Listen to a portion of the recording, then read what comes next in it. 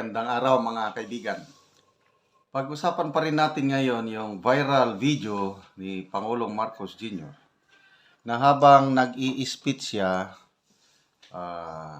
in front of the families of slain soldiers, kitang-kita na dumudugo ang kanyang gums. So, ano ba ang cause nito? Ito si Mr. Rigoberto Tiglao, meron siyang post 1 hour ago. Sabi niya, is this a sign of kidney failure or coke use? So, coke. Hindi ko na klinaro basta coke. Isinare niya ang post ng VOBPH. Sabi ito, gingival bleeding. Sinerge ko anong gingival bleeding is bleeding of the gums. Okay. Sa mga hindi pa nakapanood, pakita ko lang yung pagdurugo ng gums ng Pangulo habang nag-speech. Then, i-discuss natin, ano ba talaga ang dahilan? Bakit dumurugo ang gums ng isang tao? Okay. Ay kailangan ang ating pangako sa kanila. Yan wala pang dugo. Sinasabi, malinis pa. Pang mangyari, ang inyong mga pamilya ay aalagaan natin, hindi po namin pababayaan. Sabi nila sa akin, masyado kasi mahaba ang proseso, mahaba ang komplikado mga documentary requirements at kung ano-ano. Ay ako hindi siguro tama yan. Dahil bakit naman mahaharang ang ating ibinibigay na tulong sa mga pamilya ng mga nasawi? Bakit mahaharang? Dahil maraming masyadong... nagsisimula nang nagdurugo. Maraming masyadong proseso. Ang punot dulo ay nagiging matagal Yun, dugo na yun, Nagiging masyadong matagal ang pagbigay ng mga benepisyo na ito. Kaya ang aming ginawa ay sabi ko, kami na, tayo na ang magbuo ng mga dokumento. Tayo na ang mag-ayos ng kanilang mga pangangailangan. Okay. So, yung ibang comments na nababasa ko, hindi nila naiintindihan ano yung sinasabi ng Pangulo. Tungkol po ito sa yung pagtanggap ng benefits ng pamilya ng nasawing sundalo, mabagal.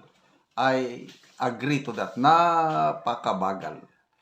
At mabuti, napansin ng AAP leadership at aayusin na nila na huwag na nilang pahirapan yung pamilya ng mga nasawing sundalo. Daming mga rikititos. Marami pang nabibiktima ng mga byuda na namatay ang sundalo, yung misis, kapapalo up dyan sa kampo sa Cabaguinaldo, nabibiktima, pinagsasamantalaan. At ito, magandang ginawa ito ng Armed Forces na nakarating na sa atensyon ng Pangulo na paapurahin, pabilisan ang proseso. Okay, so punta na tayo. Bakit nagdurugo ang gums ng isang tao? Ako, nakaranas na ko niyan. That was 2009, 2010, 2011 when I was assigned in Mindoro Island. Ang cause pala nitong bleeding gums, sign of poor health. That was the time before na yung lifestyle ko napakasama. Yung kain ako kung anong masasarap na pagkain, walang exercise, konting ulan lang, nagkakasipon, nagkakaubo, matagal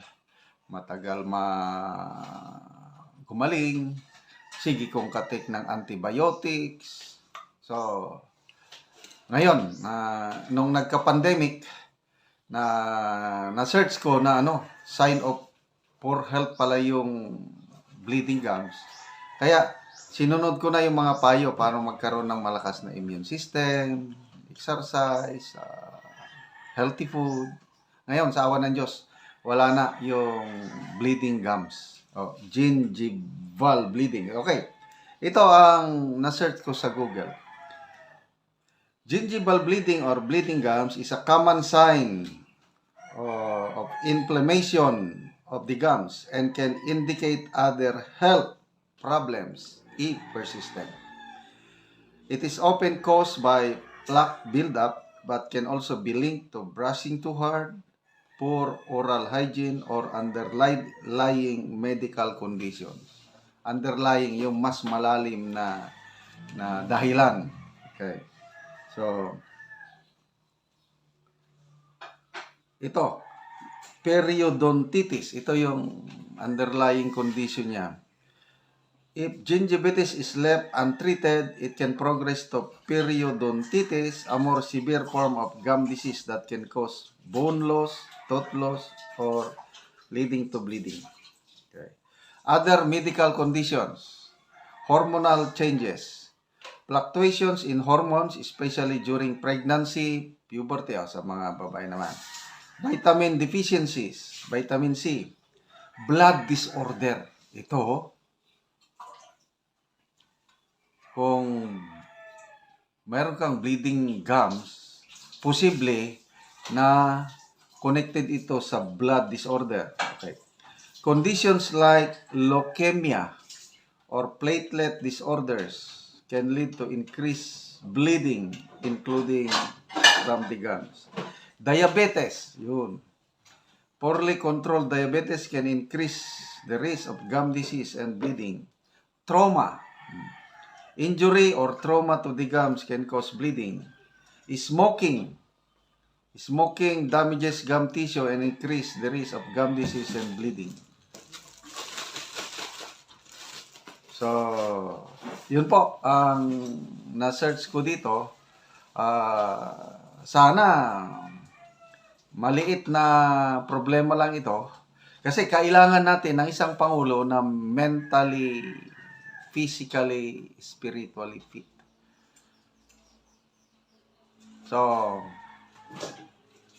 ito na, connected na ito sa napansin ni Dr. Gary C. I think 2 weeks ago, yung nagsasalita ang Pangulo, kitang-kita ni Dr. Gary C. na namamaga ang mukha ng Pangulo, discoloration of skin, teary eyes, hinihingal.